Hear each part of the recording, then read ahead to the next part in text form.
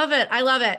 But I want to kind of kick it back. What was Yeah. the first song you remember loving and kind of being inspired by growing up? I know for me, I came from a house of a lot of different musical tastes from Yeah. obviously Fleetwood Mac. My mom also loved Guns N' Roses. My dad was Okay. a little bit of a deadhead.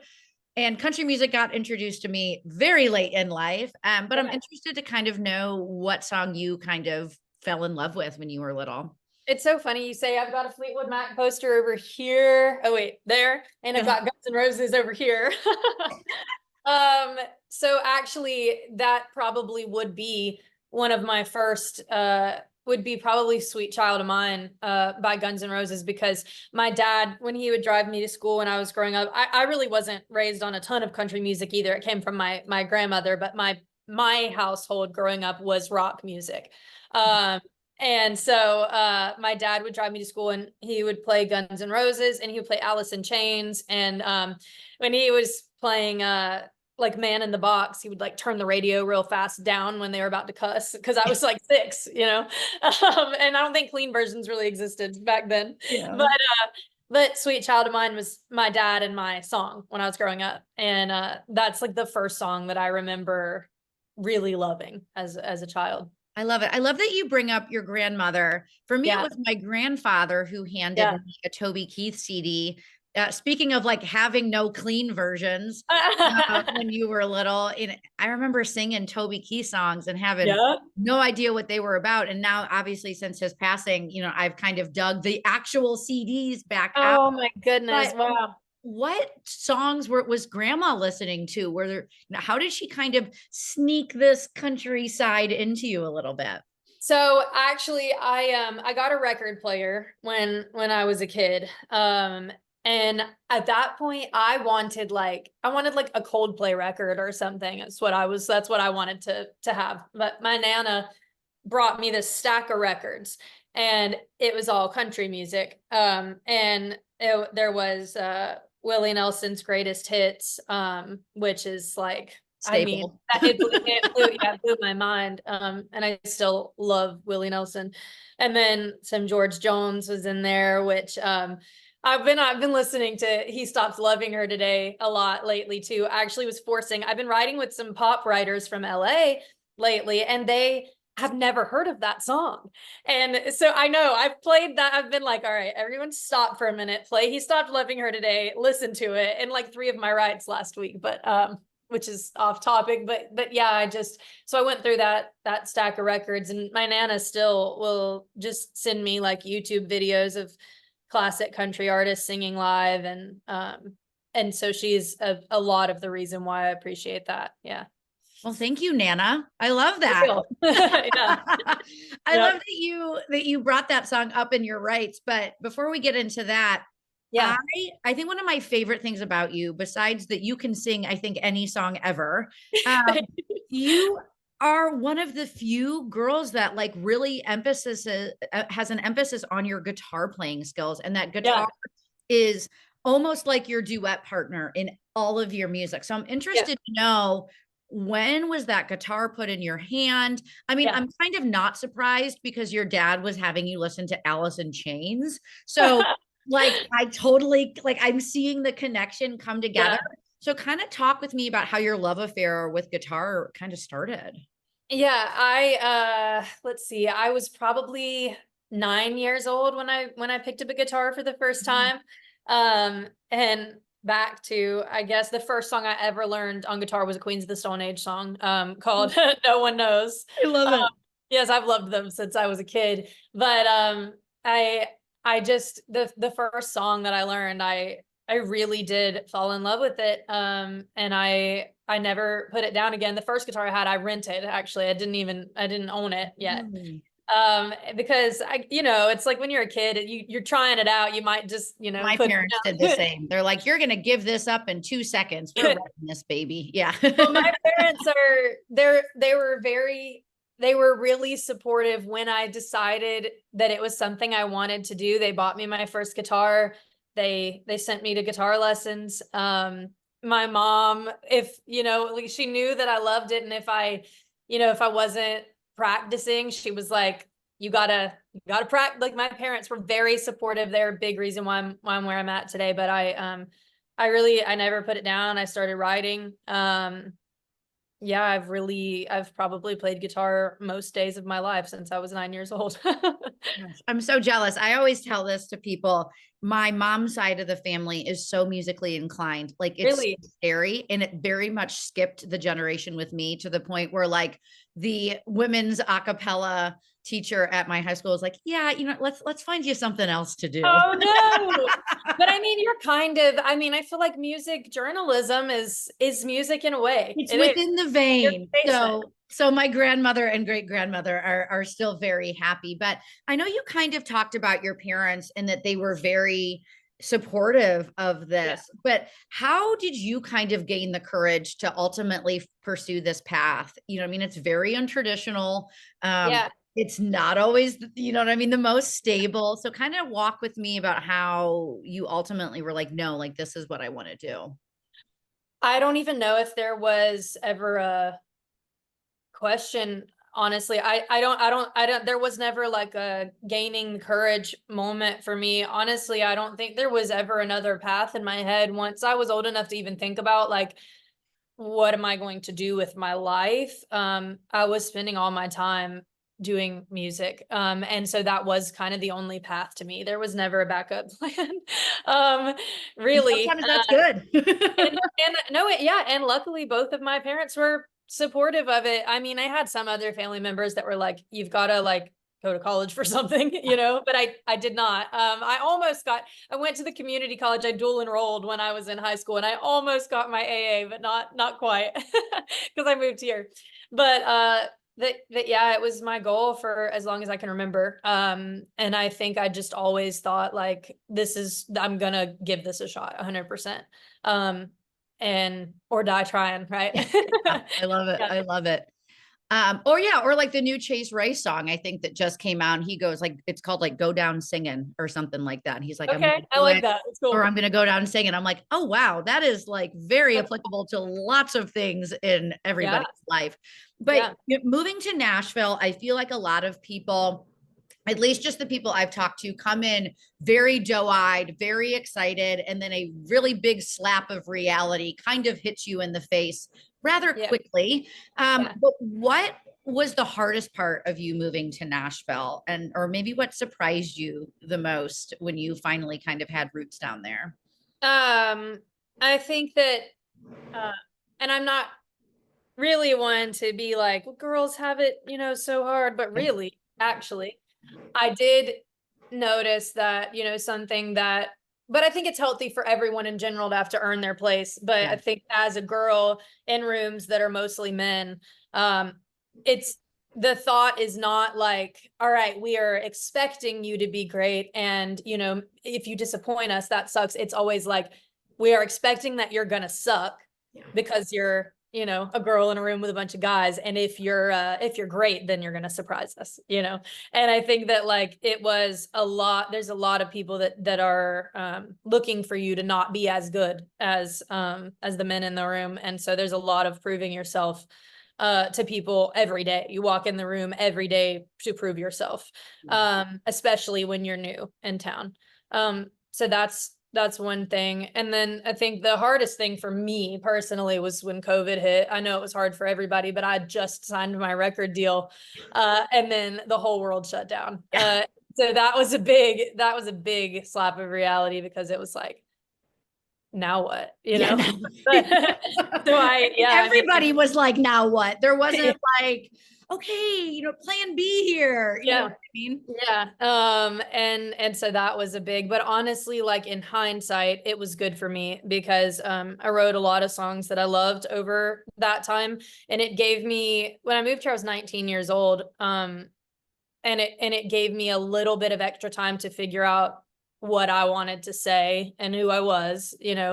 And so really, I mean, I think it ended up being what I needed. I just didn't want it at the time. Oh, Yeah. I love it. And I have said this for absolutely ever. I grew up listening to strong female country artists. I Yeah. could rattle them off for days. Yeah. And then in college, we had our very fun, beer friendly bro country era. And now I am so excited that the pendulum isn't like Yeah. swinging back, it's like knocking Yeah. down the doors back. And I love that you are a part of this group of women Yeah. that is giving us mature, I feel like mature music to meet us where we were at when we were Yeah. little, and like listening to Cold Day in July and having no idea what it was. And now, me Yeah. being in my early 30s, I have people like you and some other strong females in the genre coming up with some mature Yeah. stuff. So that Yeah. leads me into the new EP. Right. Holy crap. I am so obsessed. And I know that Thank you you. teased a lot of those songs kind of throughout the past couple of months, but now Yeah. having one complete project and being able to sit down and listen to every single one of those songs in order, there is Yeah. so much power behind all of those songs. Thank you. So before we dive into that, how did this challenge you? I mean, you just mentioned you wrote a ton over COVID. Was the Yeah. challenging part like narrowing it down? Was it figuring it out? Kind of talk with me about what challenged you about the EP. Yeah, it is really hard to like, you have this many slots on something and you have to decide which ones to put on it. But honestly, I think that I really challenged myself in writing for this EP. I think that a lot of the songs on there are some of the most honest songs I've ever put out, and they are about people I'm close to. They're about me. And so I think I tried really hard to make those songs as honest and as heartfelt as I could. And sometimes that's hard, to be just to let it out there. But I'm glad I did. I really am proud of that collection of songs. I love it. So, when did Keith Urban come into the mix? Because not only like is Keith such a supporter of Yeah. emerging artists, he's Yep. such a women supporter. Thank you, Yeah. Nicole. I feel like she's had a lot to do with that. But he's also a guitar freak. So I Yeah. feel like you hit the 777 jackpot here. But was working with him always on your radar? Was there a friendship that kind of had blossomed and then you brought him in? Talk with me about how he ended up on this project. Honestly, I would have never even thought of it. Because of the fact that like, I just didn't think that, okay, rewind. Yeah. So I have been listening to Keith Urban since I was a child. My aunt was like, she loved Keith Urban. So my entire childhood, I would be in the back seat of her truck and she was playing his album that had like jeans on and stuff Oh on my it. gosh, yes. So I loved his music for forever. And he's someone I really looked up to for his guitar playing too, because watching him play live, honestly, like obviously he's good at everything, but the guitar playing is what really stands out to me. I'm like, oh my God, like I don't want to challenge him to like, Yeah.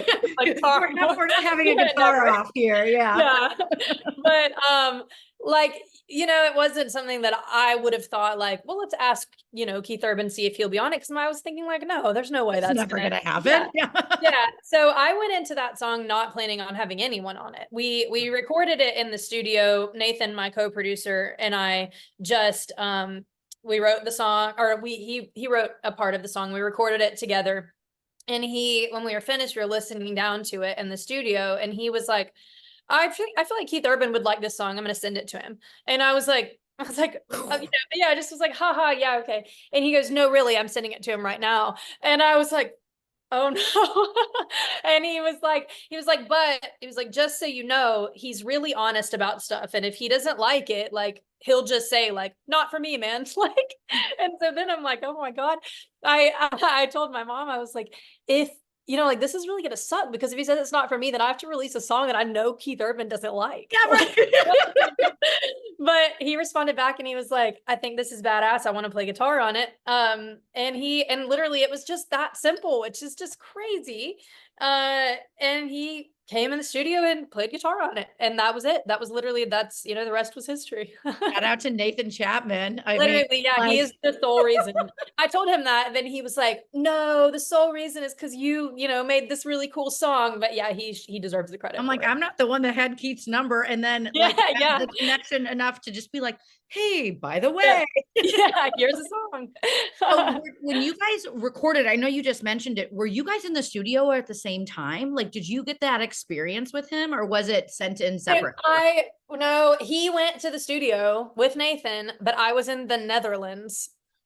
It was, I know, it was the only day that he could. And it was the most depressing moment of my life and also the most exciting all at once. But he FaceTimed me from the studio and we got to talk and he played me what he was working on. So I got to be a part of it from like literally across the world. But yeah. Oh my gosh. Well, but he has since been like so supportive and sweet still. I mean, he called me to invite me to play at the Opry, which I is was great. just about to ask you that. So I love, and that's something else that I love about him is like, he will be in your corner now from like, so the end of forever. So talk to me about, you know, obviously you already had this rapport going with Keith, but I'm sure, I mean, we got the video of your reaction, your team is sitting there and you're probably like, what the absolute F is going on? So talk to me about that moment. And then ultimately what it means for you to play the Opry. I'm sure your Nana is having a fit. So chat with me a little bit about that moment. So they had told me because they wanted to make sure I, you know, showed up looking not like sometimes I will look when I go to the studio. They wanted because they were going to video it. So they told me, they were like, all right, there's going to be a videographer there and someone is going to call you about something at this time. So, you know, look cute. So I got to the studio. I had no idea it was going to happen, but I had like this time that I was supposed to sit there and my phone rang and it said Keith Urban. And I was like, what's happening? Is he actually coming into the, like, can he come into the studio now? Yeah, right? Yeah. I'm like, what's happening?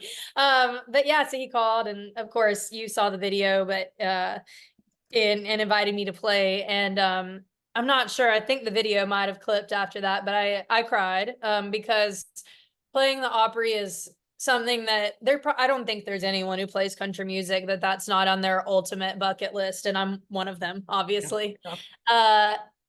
And it is still so surreal to me that that's happening tomorrow. But I did a tour of it a couple months ago and I didn't step in the circle when I got to do the tour because I mean, I told the people when I was doing it, I was like, I don't want to do that until I get lucky enough to do it. And so that's like one of the things that I'm most excited about and most stressed about because there's no shot I'm not going to cry when I step with a second I like take that step. But yeah, Nana, my entire family will be here. Everyone from Lake City, Florida is coming. It's going to be probably the most rednecks they've ever had at the Grand Ole Opry at one time. But yeah, Nana's excited. I talked to her yesterday and she was saying that like she grew up watching the Opry with her parents. And she said, I always wanted to go, but I just never thought that I'd have any way of like going to the Grand Ole Opry. And now my grandchild's playing it. So everyone's like over the moon excited, but oh my gosh. What are you wearing? Do we have that picked out? Yeah, yet? I'm wearing a long black dress, and some heels, but I bought the dress before I ever even knew I was going to play at the Opry. There's this dress and I tried it on and I loved it so much. I was like, I have nowhere to wear it, but I got to get it so now I have somewhere to wear it. Oh my gosh. I cannot wait to see Nana footage. Hopefully you have like someone from your team following around just like you and Nana because she's gonna love it. It'll be fun. So normally my last question is like goals and like, are we getting new music? But I'm excited because I finally get to ask you have something going on at the Ryman with a badass guitar playing woman. And I really hope that Nana comes back and gets to meet this lady. I don't want to say who it is. I'm going to let you say who it is. Who are you playing at the Ryman with later this year, my friend? Miss Joan Jett. Yeah. It's going to be I'm so excited about that. I actually just watched a documentary about her last night because oh my gosh. Okay. I've seen that too. Yeah. What is it called? Bad Reputation, I think. And it made me love her even more. I just got to meet her night before last. And she was so like nicer than I was hoping she would be. She was so kind to me. And it made me even more excited to open for her. But God, that's so cool. Yeah, I'm so excited. I know, I'm excited. We're gonna have to get Nana back up for that one too. Yeah, for sure. Yeah, 100%. Yeah, I mean, I'll have my family at any show they want to come to. I love having them around, and Nana's always, she's always a good laugh. So I love it. But you know, what goals do you have for yourself this year? I mean, we're checking two off here pretty yeah. quickly. But if there's anything else that you want to do, you know, before the end of the year, is there maybe one or two things? Well, yeah, I mean, I don't know if they're like before the end of the year things. Actually, so going into this year, playing at the Opry and the Ramen was on my goal list, and playing in Europe was on my goal list too. So those things all happened, but I really want, you know, one of my goals is having a song on the radio, obviously. Like having a song go to radio is a big goal of mine. And yeah, I mean, I think like going on my first headline tour is a big goal of mine. And I feel like, you know, those are things I'm working towards every day. So those are the next ones I want to cross off. So fingers crossed. I love it. Well, it'll be coming soon. And I always say, stop by Chicago because we want to see you and Yeah. and bring you pizza. I will be in Illinois at some point pretty soon, Oh, but I will look it up. yeah, but I love a good road trip. Yeah, yeah. Well, thank you so much for taking the time. I am so excited for you tomorrow. Take it in. Not like I've ever played the Opry, but take it in. I can't wait to see photos. And we will make sure once this is out, we'll send it all over to your team. And just, we really appreciate you taking the time. We know this week is a little chaotic for you. Yeah, no, thank you so much for having me. It's been fun. It's been awesome. We'll chat with you soon. Have so much fun tomorrow. Sounds good. Thank you. Awesome. Bye-bye. You're listening